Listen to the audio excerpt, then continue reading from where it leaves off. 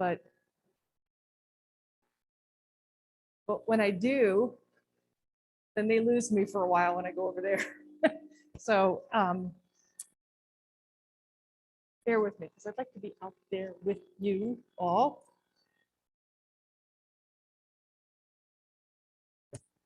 David's doing jumping jacks in the back, trying to get me to get my mask off. Thank you. I said to David this morning that, you know, the old adage, the more you learn, the less you know. Well, yeah, there's that. But for me these days, it's been the more I learn, the more I realize I've got more to say and not enough time to say it. So what happens is I try to condense everything I want to say, and it doesn't necessarily come out as coherent as I would like it to. But there's a sense of desperation to be able to share all that I feel like we need to know. And that's not to assume that I know it all. We don't have to assume that, because we know it. But the point is that there's a desperation, because as things are happening in our world, and I am learning and reading and coming to whatever realization I'm coming to, there's a sense of a compelling feeling that you need to have this information, or others need to have this information. And I don't know how to put it all together, but it strikes me as I was reading Isaiah that this happens a lot in scripture. Now, I don't mean to put myself in scripture. That's not what I'm trying to do here. But my point is that the prophets are often those folks who have, and I'd say the evangelists and Paul and everybody else who has a big mouth like me, have a lot to say and just a small space in which to say it. When we look at Isaiah today, for example, you know, Isaiah is not one book. You know that, right? It's 3 books. The span of Isaiah runs over 200 years.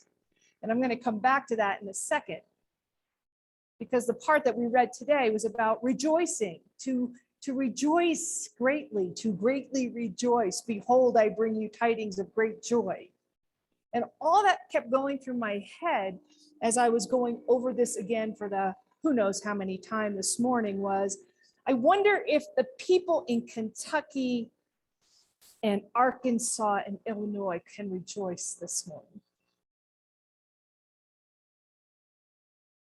How do you take a message of joy and rejoicing, and a message that seemingly says, don't worry, God's got it all under control, to people who have lost everything? Now, certainly we don't need to just look at the tornadoes as evidence of that. This is somebody somewhere every minute of every day has lost everything, or who has never had anything. We'd have to ask that same question. How do you relay a message of joy to such an individual or family or community that is living in the midst of devastation? Ironically, that's exactly what's happening in our reading today. I want to give you a little bit of a Bible study for those of you who try to avoid it like the plague. I'm going to give it to you today anyway. So, first Isaiah is pre-exilic. And what that means is a fancy way of saying that before Israel and Judah were conquered by Babylon, and their top 1% were exiled to Babylon, the prophets were admonishing the monarchy and the higher ups in Israel to do better. As in, take care of the poor, the widow, the orphan, welcome the stranger. I'm sick and tired of your burnt offerings, knock it off, appears in like 5 different scriptures where God is admonishing through the prophets to do better, to live into the covenant that they had. I will take care of you, but you all need to take care of each other. So what happens in Isaiah 1 is a whole lot of cussing. Not the kind of cussing that I'm accustomed to and that I find offensive, but the kind of cussing that a God dumps on a God's people when they're not doing, and calling them names, and telling them that they will die and that they are worthless and that they are ignorant and all of these other things. Isaiah 2 meets this same community 200 years later, where they have gone through numerous changes. 200 years later, I just want you to conceptualize the chronological age here. And Isaiah 2 is now meeting those who have been exiled to Babylon as they are preparing to return or have returned to Jerusalem and Judah. And it is just filled with things are going to be great. We get to go home. God's going to fix everything. Everything will be back to normal. We will be restored to our previous glory. Here's an irony. The previous glory, if you recall, included poverty, power, oppression of those who were less than in that community. So I'm wondering what type of restoration they're actually talking about when they're bringing up this. After a while, it becomes very clear that returning to the homeland is not as happy as they thought. Things were not returning to how they had been very quickly. And now we move into Isaiah 3, where we have what I've read somewhere as a disillusioned Isaiah 2. Okay, things aren't going quite the way we want them to, but still we're going to acknowledge that we should be joyful. We should be praising God because God will restore us as we have known God to do in the past and based on the covenant that we share. Now, 3rd Isaiah, you're memorizing all this, right? I don't see anybody taking notes, so I just want to 3rd Isaiah, are they doing it for us on Zoom? Oh, it's recorded and you'll go back and you'll listen. Of course, I forgot. Yes, thank you. One step ahead of me as always. 3rd Isaiah takes place over 500 years before Jesus is born. So do you remember 500 years ago? You think things were a little bit different than they are now? I really want us to conceptualize the time, because we are now using then a scripture that is at least 2,500 years old. And as is pretty standard for Western Christianity, we have somehow assumed in our historical interpretation of scripture that 2,500-year-old scripture is about us. We use Isaiah, like a lot of Isaiah, 1, 2, and 3, throughout Advent, because we have made the assumption that Isaiah 1, 2, 3 is writing about Jesus. Now, it makes for a nice sort of supernatural story, but we have to understand what a prophet does. A prophet does not predict the future like a seer or a psychic. A prophet is open and aware of everything that is going around them so as to be able to see what is inevitably going to happen if things don't change. Okay. So right now we can take a look at, I have to use Dr. Fauci, and here's why, because Dr. Fauci is the name of my pit bull. And so I feel that he is with us here today. I have to bring him in this way. Almost 2 years ago, Dr. Fauci and those who were in his circles, were looking at science and what was happening in the world, and were predicting what was going to happen if we did not change our ways in terms of how we were to behave in crowds and out in the world. There was nothing supernatural about it. It was a prediction made on science, human behavior, and understanding viruses. Now, I'm not for a second second saying that Isaiah knew anything about viruses. But on one hand, from a social perspective, he understood whoever he was, they were, to recognize that things were not going according to God's plan. When we as Christians in today's day and age assume that this is a prophecy about Jesus, we do a couple of things that are very harmful and toxic. The first thing we do is we say to all Jews everywhere from all time that the only purpose for their existence and their scripture was to usher in Jesus. Thank you very much. You can go home now. And we appreciate that we can tap into those prophecies when it helps us really have a nice Advent celebration. We claim an exceptionalism that is not okay. And we make a lot of assumptions that have nothing to do with us. So that's the first thing that goes awry when we do that. The second thing we do is we dismiss all words of wisdom, all chastisements, all warnings, all predictions, all potentialities that the prophets are offering us today. Because we've made the assumption that they've said what they needed to say, we don't need to listen to them anymore, and we can let them go. And then perhaps one of the greatest toxic pieces, even that comment is exceptional because it reverting back to Christianity, is that we make the assumption that Jesus is the end game with regard to the prophetic nature of how he is here and how we listen to it, and with good reason. So let me just throw something out at you. The Spirit of the Lord is upon me because God has anointed me to bring good news to the poor. God has sent me to proclaim release to the captives and recovery of sight to the blind, to let the oppressed go free, and to proclaim the year of God's favor. Now, we just read that in Isaiah, but guess what? It shows up almost 500 years later, 600 years later, in Luke. Because the author of Luke has, you thought we were done with Bible study. The author of Luke has Jesus saying it as he's beginning his ministry. The other three Gospels don't do that, by the way, which really speaks to the veracity that Jesus actually said it. But that's another sermon for another time, or another Bible study.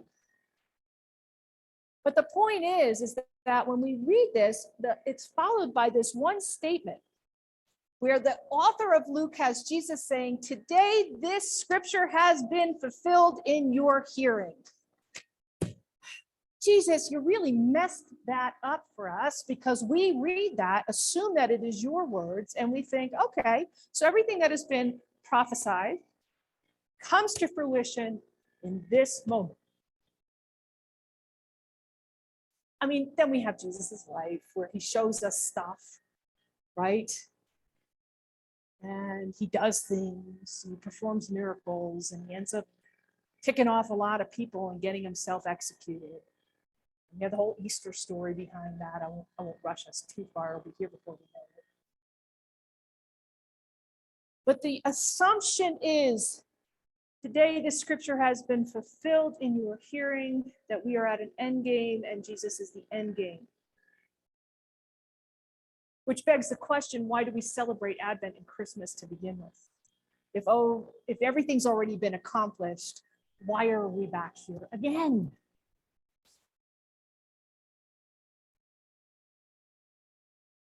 I'm waiting for an answer. So if you have one, please.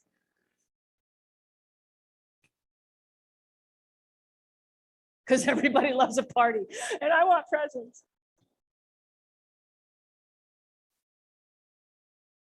Marcus Borg said years ago that when you're reading scripture, it isn't so much about what you're reading and saying, what is this saying? But when you're reading, what does what you're reading actually mean? Those who heard Isaiah for the first time, the third time, the second time, the 10th time, whatever, were people who had been oppressed. Now, there are very few of us in this room who know what oppression feels like, FYI. But these folks had felt oppressed. They had been occupied. They had been stripped of everything that they had. In essence, a military tornado came through and devastated their community. They had nothing. They did not even have the land that had been promised to them historically in the stories of their ancient scriptures. And so Isaiah, pick one, is trying to say things are going to be better, but not because you get everything back. I'm not telling you to rejoice because God is going to restore all your goods, all your stuff, all your prestige, all your power. Because in this particular pericope, this particular story,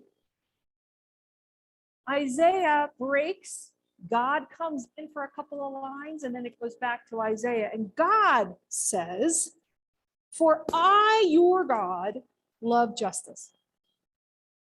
I hate robbery and wrongdoing. I will faithfully give them their recompense, and I will make an everlasting covenant with them." And then after that, it goes back to, I, the prophet, will greatly rejoice in the beloved. Now,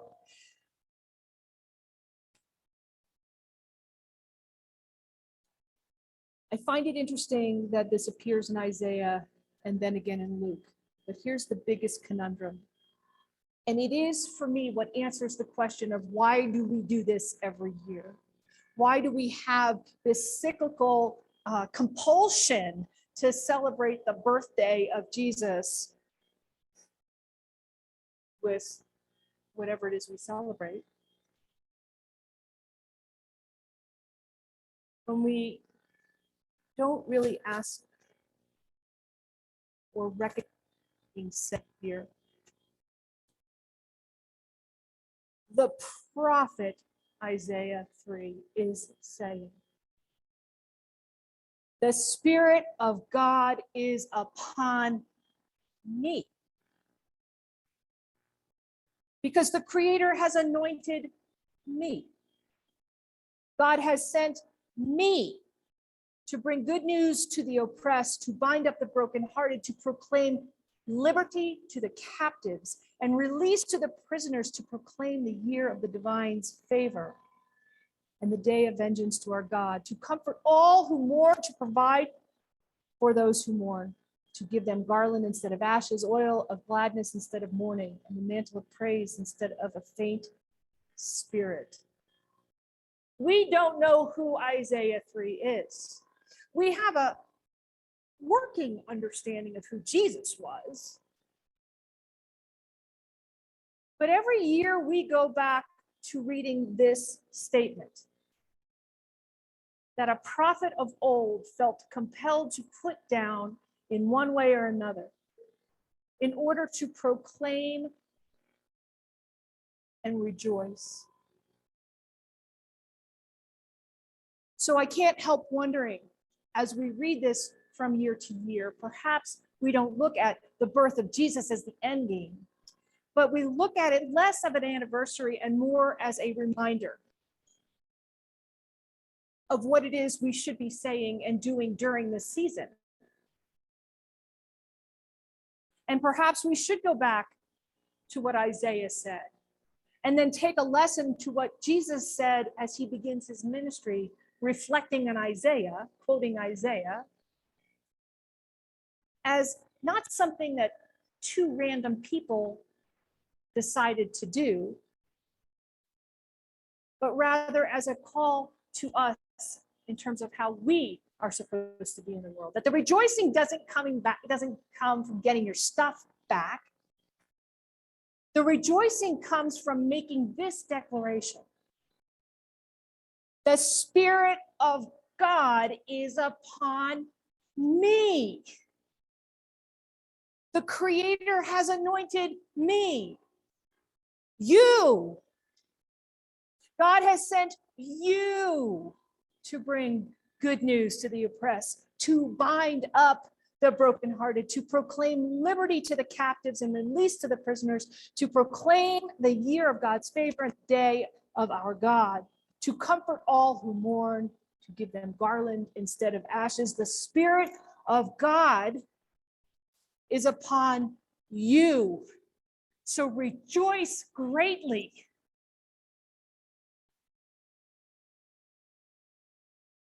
Jesus is not the end game. He's in the middle, quite frankly. When we claim this and exhort this, what we have done is we have said, I am not going to sit back now every year and watch passively from the sidelines while the Christmas parade goes past, but instead, the Spirit of God is upon me, and I choose to enter the story that has been going on for thousands of years. I choose to bring good news to the oppressed, to bind up the brokenhearted, to proclaim liberty to captives and release to prisoners. That is the cyclical nature of our scriptures, and it is the cyclical nature of who we are to be in this world. We don't get to appropriate a story that belongs in scriptures in the beginning of the book or the end of the book. We only get to jump in and continue writing the story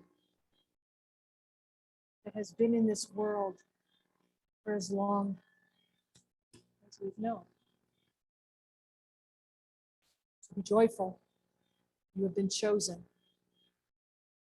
Rejoice greatly. People said,